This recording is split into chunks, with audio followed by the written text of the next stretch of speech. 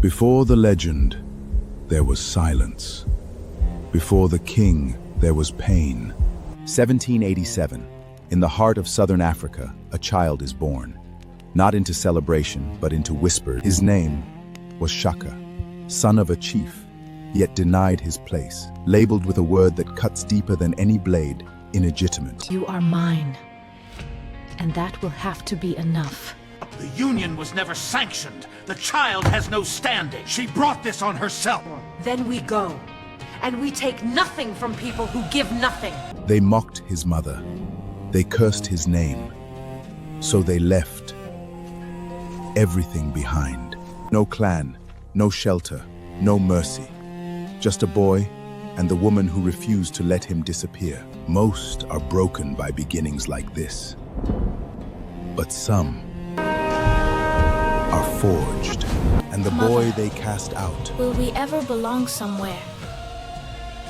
We will build the place we belong. You train like boys frightened of bruises. A warrior who fears pain is already dead. You think too much. Stop watching and start moving. I am not watching them. I am watching what they do wrong.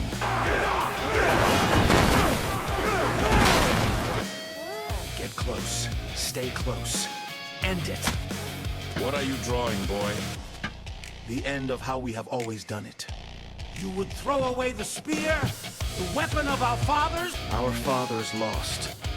I do not intend to. Let him speak. Close the gap! You fight as one body, or you die as 10!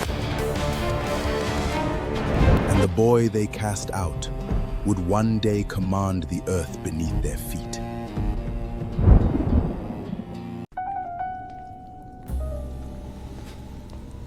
Your father is dead. The Zulu are waiting. How long have they been waiting? Long enough to forget what strength looks like. You are not small. You have been told you are small. There is a difference. The long spear, you throw it, it flies, and then it is gone. The iklaha stays in your hand. It stays in your enemy. They say the Ndwange have 10,000 men. Good. More for the horns to close around.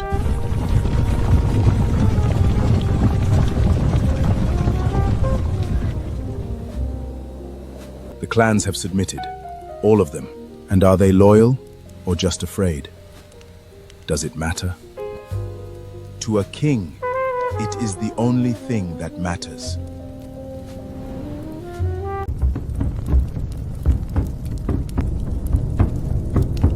One by one, they have a choice.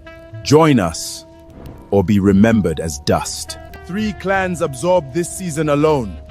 The Mtetwa corridor is ours.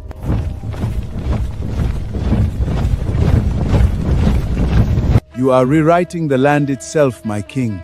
Even the rivers bend now towards you.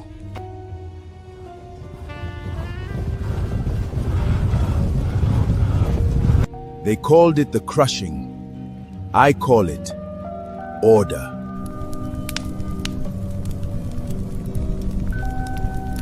There are whispers, my king. Loyalty above family, above tradition. The people are afraid. Fear and loyalty are the same thing. One is just honest.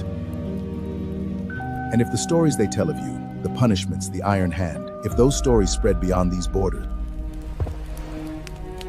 then they will think twice before crossing them. The truth lives somewhere between the legend and the man. It always does.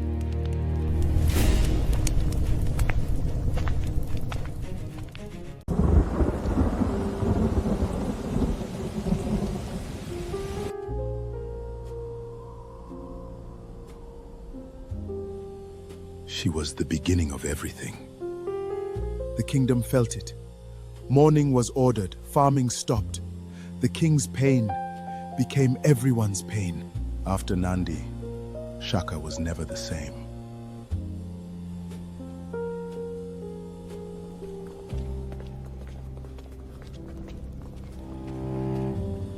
One year after his mother's death, the end came. not on a battlefield, not beneath enemy spears, but in the quiet, from the hands of men he trusted. His half-brothers conspired with a servant. They feared him, his grief, his instability, his power. And so, while he was unguarded, they struck. So it has come to this. The greatest warrior the region had ever known fell without a fight. It was a quiet end for a man who had lived so loudly.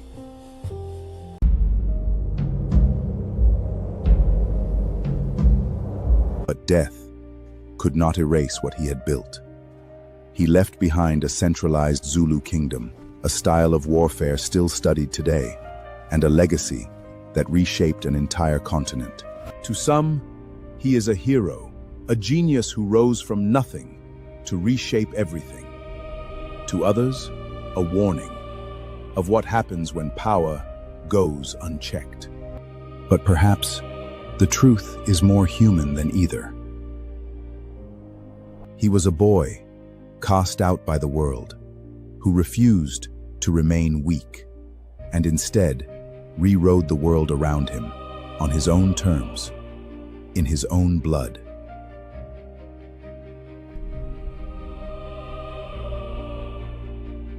If this story moved you, subscribe to Afro Banana, because Africa has 1,000 more stories just like this one.